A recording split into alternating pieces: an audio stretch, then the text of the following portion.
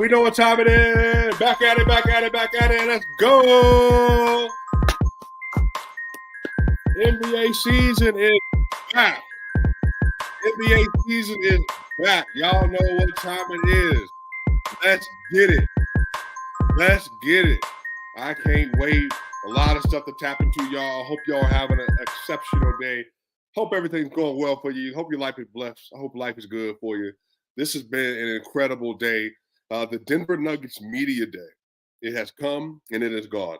And y'all, so I want to talk to y'all real quick. So I hope y'all like the fit. Hope y'all like the gear, right?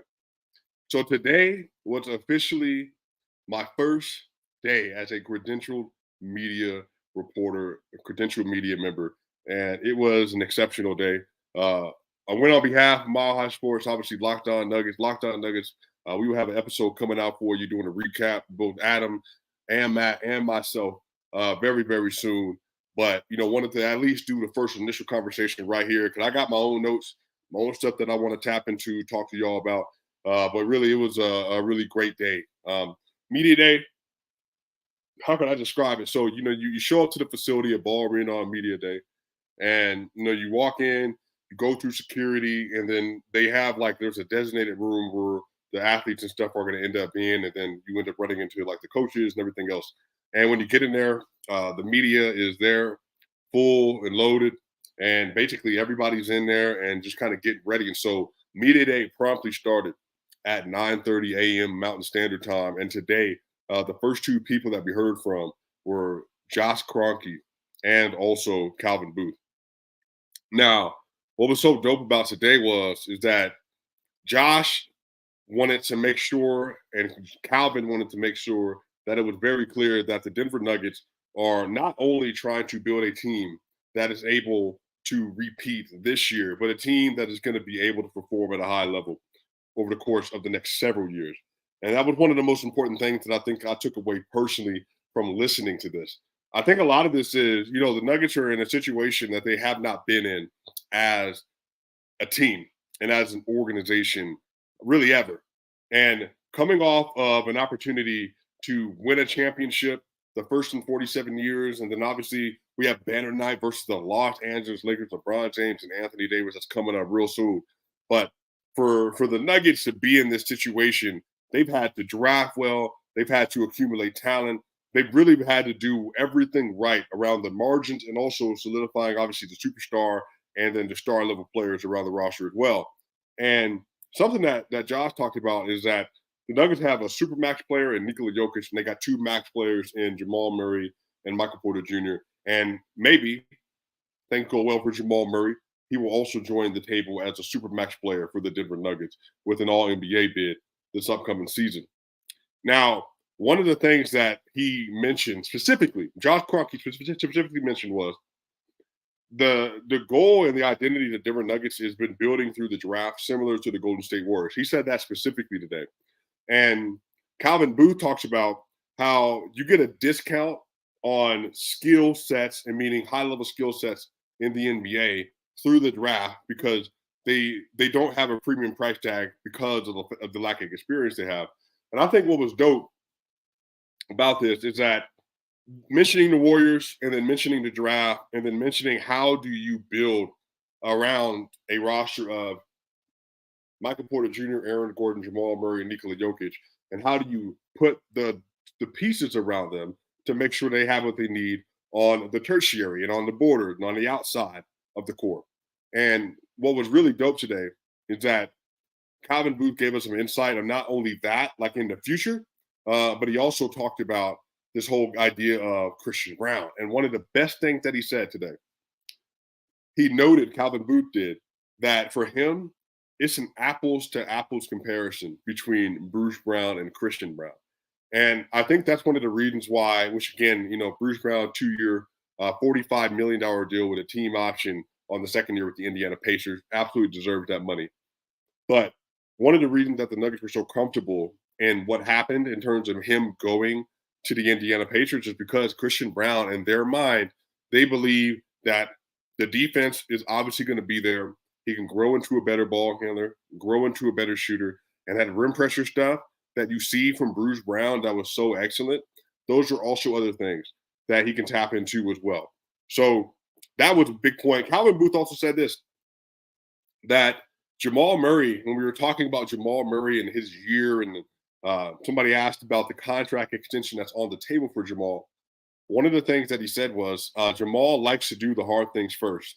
Winning an NBA championship is the hardest thing. And what was so interesting about that is he talks about he wants to see Calvin Booth high level regular season play and a tremendous start to the season for Jamal Murray.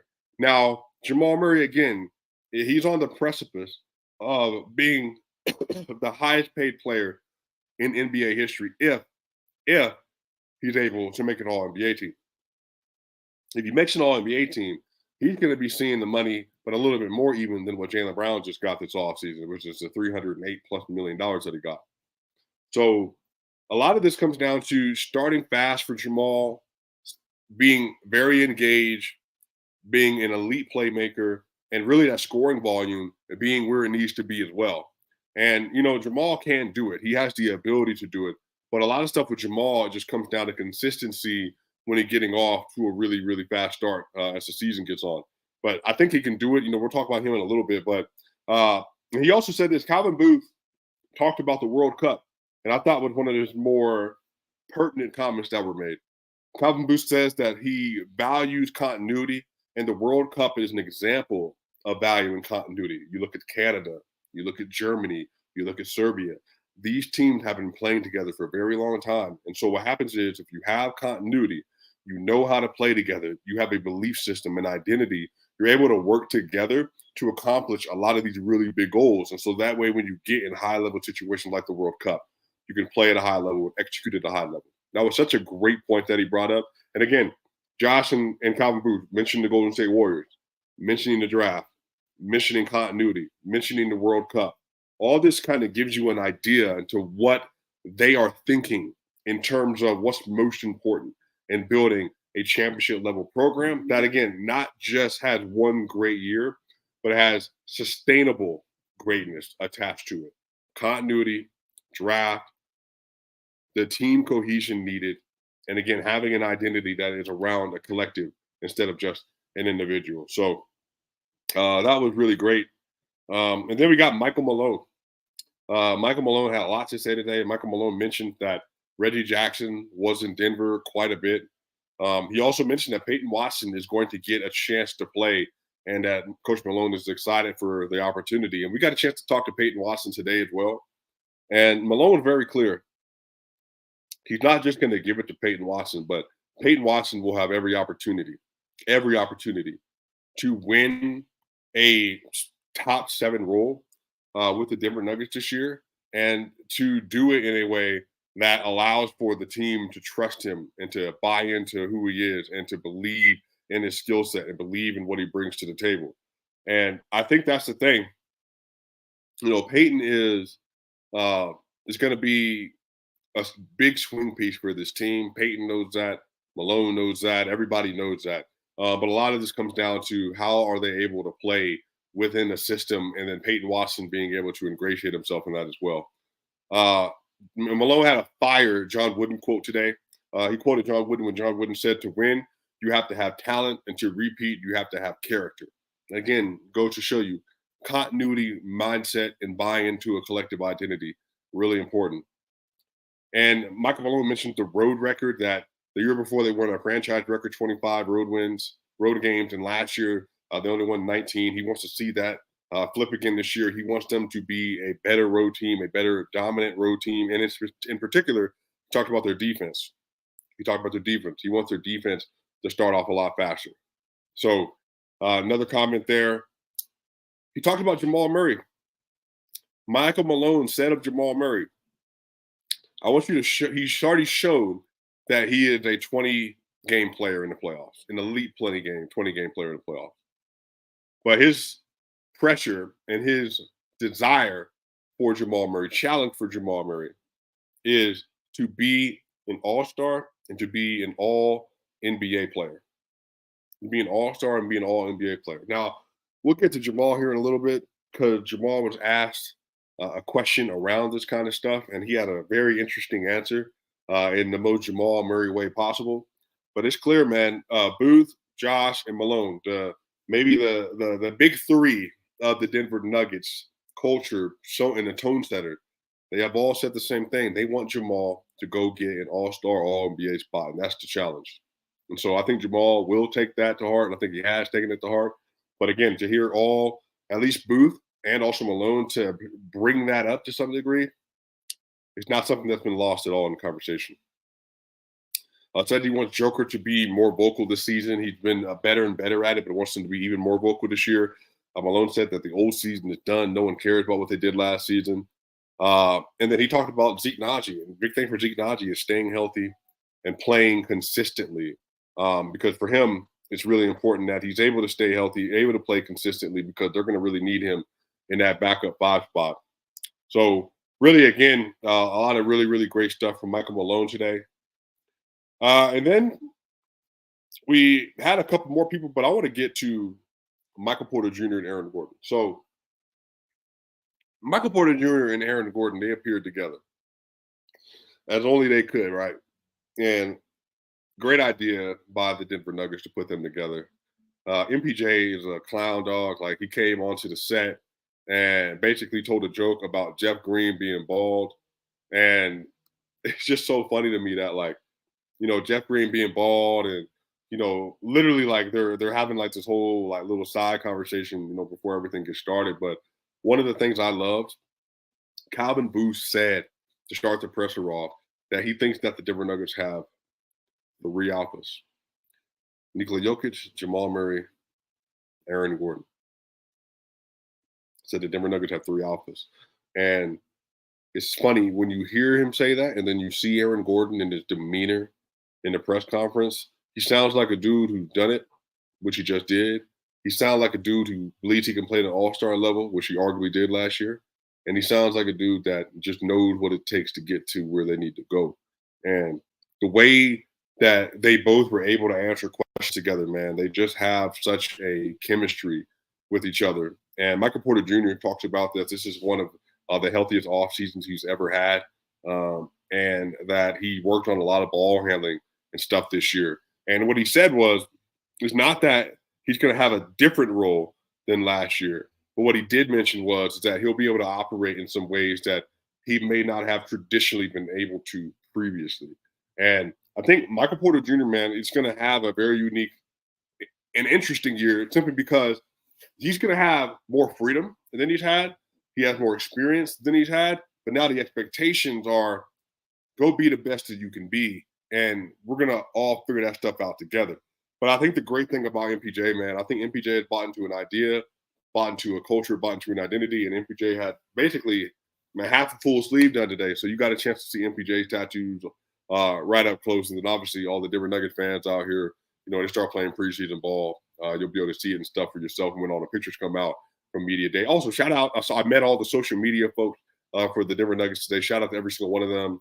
The graphics design folks, the folks who actually do the photo shooting for everything else. I mean, really just a great team of people within a different organization, and a lot of folks that are doing a lot of great work to make sure that the storytelling is really solid for the team. So shout out to them. But yeah, also with MPJ and Aaron Gordon, Aaron Gordon talked about his trip to Serbia, and he talked about what that meant to him going to Sombor, talked about the culture of Serbia, talked about going to China, and what he learned and the things that he took away from his trip being international. So, man, it's just a really, like, I would say the mood today was serious because, again, the team expects to win, and they expect to win another title this year. But it was also very relaxed because they know they just did it. And it was relaxed up until, I want to say, Jamal Murray part. It was a relaxed up until Jamal Murray got onto the mic. And why is that? So Jamal, somebody brought it to him, what Malone and Booth said about being an all-star and all this other stuff. And Jamal basically retorted that, it's harder to be an NBA champion. Some guys get an all-star and they never become an NBA champion. Well, I'd rather have an NBA championship. And what's funny is Jamal, man, he always has like this massive chip on his shoulder, and that's what makes him so good. And that's what makes him so good when it matters most. He talks about the end of the season being more important than the beginning of the year, and he talked about the 20 at the end of the year being more important than the 82, which he's completely right. And it's just so funny that I think the question when it was asked, I don't think it came from a place of trying to challenge him or anything like that, but it just came from a place of like curiosity. Hey, what do you think about this? Like, what do you think about in your development? How do you picture this going? How do you picture things like for yourself? Do you have dreams or aspirations for being an all NBA player and stuff this year? But man, dude, you just got a chance to see Jamal really has a chip on his shoulder. I think that dude is locked in and ready to go this year. I expect a really special year from Jamal. I already said I think Jamal Murray is going to be a third team All NBA player this year. I'm kind of hanging my hat on that fact, getting his position list. So now it's just the best 15. I think Jamal could put himself in that conversation to be a top 15 player in the NBA this year. And again, playoffs, he's shown that I'm either a top 4 or top 10 player in the playoff setting. And then he also has shown that, look, bro, when it matters most versus LeBron and AD versus Devin Booker and Kevin Durant versus Anthony Edwards and Rudy Gobert versus Bam Adebayo and Jimmy Butler versus LeBron and AD in the bubble versus Kawhi Leonard and Paul George versus Donovan Mitchell. Don't matter. He's always ready. He's always locked in. And that's a dude that you can win with. And that's a dude that you can win multiple titles with. Never shy at a moment. Never, ever, ever shy about a moment. And I got like mad respect for Jamal, man. Like he really even that little like the moments and stuff he had in his press were really good. Just a man about his business. So in Jokic showed up today. And what was funny, the reason I say that is we talked to Jalen Pickett, and Jalen Pickett said he had just had an opportunity to meet Joker that day. Joker seemingly got in town, it sounds like yesterday, and he strolled in today for being in Serbia the past couple of months. And, Joker was just like he is in a lot of press conferences, I wouldn't say short, but just really to the point. Welcome back to America. It's time to go to work. And you could tell he really enjoyed himself in Serbia. Somebody asked him, whether you say this summer is the most fun that you've ever had in terms of being in Serbia and being back at home. And he said no. And he said no because I was only in Serbia. I was in Serbia for the shortest amount of time that I've ever been in Serbia since I've been in the NBA. And so, again, it just goes to show you his mindset and how he was thinking through it. And somebody asked him, about this season, he has an opportunity to move up to, I believe, third on the all-time triple-double list. And he can do it by passing LeBron James. And Jokic, obviously he said that I don't really care about that stuff. I don't think about it. But he said that, well, LeBron is still playing. And it's so funny to me that, like, Joker has all these accolades that are right in front of him, all these accomplishments that are right in front of him. I believe an MVP season right in front of him. But he's so concerned about the process and so concerned about like playing together and developing chemistry and everything else that's kind of associated with it. And again, just extremely unassuming. And so again, this is the first time I've been around them in person. And so you're getting very fresh eyes from me, from my takeaway from Josh Kroenke and Michael Malone and the players and just the overall vibe at Ball Arena as a whole. And I think, like I said, everybody really just about the business of playing NBA basketball. Everybody's a professional as well. Now they got kids, you got like different personalities. Michael Porter Jr. definitely has a younger personality in some ways, but he's a grown man. But he's like, you could tell like, just jovial, Jalen and Hunter Tyson and them and Julian Strawther, they're rookies coming in. And so, they're just trying to kind of find their way, and they're having people that are approaching them as mentors, and they're putting up, 500 to 700 shots a day in Jalen Pickett's case to get used to the NBA three-point line. Hunter is trying to figure out ways to work on his game. That way he can contribute, to a team and everything else at a high level.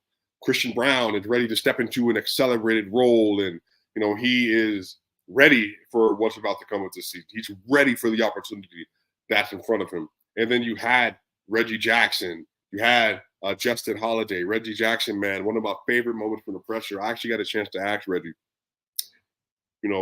what does it mean for you to have played the bit. You know, you were partly raised in Colorado. You played high school basketball in Colorado, and now you won the first NBA championship in Colorado history as a part of the Denver Nuggets. And then now you're going to play against the Los Angeles Lakers for banner night, and you're going to have won an NBA title for the first time in your state's history in the NBA level. And he just talked about he just feels like he just hasn't woken up from a dream, and it's like surreal.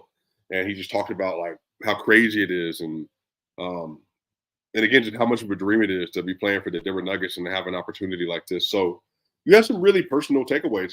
You know, Justin Holiday talked about his brother Drew Holiday being traded from the Bucks to Portland, and then Portland trading him, then subsequently to Boston. And he just thought like I never thought that would happen to him, like a player like that. Um, and it just goes to show you the business side of the NBA and how it affects them as players and what they're thinking through. You know, Justin Holiday talks about how he's been signed, he's been waived, he's been traded, like he's experienced everything. You know, he's played in the league, I think, 11 years up to this point. DeAndre Jordan at the presser, he tried to call Jeff Green as like a joke, you know, in the middle of his press. But you know, he even talked about this idea of how long he'd been in the league and getting used to a culture and setting the stage and setting the tone and all that kind of stuff. So man, just really a lot. You know, I talked to KCP today. KCP recently got KCP Day in Georgia, and I said Augusta, Georgia. It's actually Greenville, Georgia, and KCP very kindly corrected me when I asked him about this. And KCP just talked about again what that meant to him. But he also talked about I asked him specifically, you know, coming off of he'd won 2 championships, like what did you as a leader, like what are you communicating to the locker room as you get ready for the season, and like how to be prepared for what's to come. And he just talked about how staying locked in mentally and believing and buying in. And he just shared his own insights on why it's important and what's important, and connecting with each other and connecting with playing a team game and doing what you're supposed to do, doing your job in order to make all this stuff happen. So, and again, I can really say this, man, that it's not it's not every day that you get to be surrounded by players that are like who the Denver Nuggets have on their roster. It's not every day that you get to be surrounded by athletes that are like this. Because again, everybody has their stuff. Everybody has their quirks, no, 1,000%. But man, like these are really just some good dudes. Now, again, some of them might be young. They're coming up in the world. They make mistakes. That's not what I'm talking about. I think the way they approach the business, again, from Justin Holiday to Nikola Jokic, they want to do their best and they want to do it with each other. And one of the dope things was Reggie Jackson and Justin Holiday were talking about like the culture for playing with Denver and what it means to play together and how important it is to play together. Like if you run a play and somebody is supposed to pass you the ball, it's not going to wait. Like you're going to get the ball. You know, we talked about Jamal Murray one time when they played last year that uh, you know, he ended up taking like 5 straight threes, he said. And he told Jamal, like, bro, like, you know, I ain't trying to keep shooting all these shots or whatever. And Jamal said, like, bro, if that's the way the play works, and the play is leaving you open and giving you opportunity, and then keep firing, keep shooting it. And that's one of the other things about Jamal, too. Jamal taking on the leadership role, taking on the mentoring role, and taking on the role of the encourager. That's the second best player on the roster. So it's really difficult again at the NBA level and in any sports level, elite sports level, it's really difficult to get this many people on board to buy into something where the best player in the NBA has a very reticent and relaxed personality and is not assuming at all. Where the second best player can be an all NBA level player and is hungry to all get out, but is respectful and he also like believes in the team identity. Where Michael Porter Jr., Aaron Gordon, as the third or fourth best players on the roster, they're able to buy into a system and an idea, and they believe in continuity and stuff themselves. They're also making improvements to their game. Porter's 25, Gordon 28, Jokic 28, Murray 26. We're all still so young. There's so much development to go. So, again, a really great day, y'all. Very thankful, personally very thankful to you all. Um, and I'll say this right now that, you know, me being a media day is a direct byproduct of what the Swipa gang community has built. It's a direct byproduct of you all investing in the content I was making, investing in the time that I was putting in, investing in the research I was putting in on YouTube, on Twitter, and the way that you all have really, and I say this like with respect to the work I've done, but I would say the way you all have carried me through this process from when we started in December 2020. It hadn't even been 3 years. It hadn't even been 3 years. And they said that we needed to build beyond YouTube. We got with Mile High Sport. They said we needed to keep doing that and keep growing. We got with Locked On Nuggets.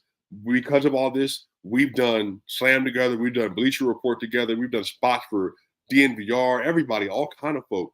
And all that happens and started because of this, because of the relationship and stuff that we have. So I'm deeply appreciative of this community and what the Swipe Again community has done and what we've built, and that we've been able to talk, especially Denver Nuggets basketball.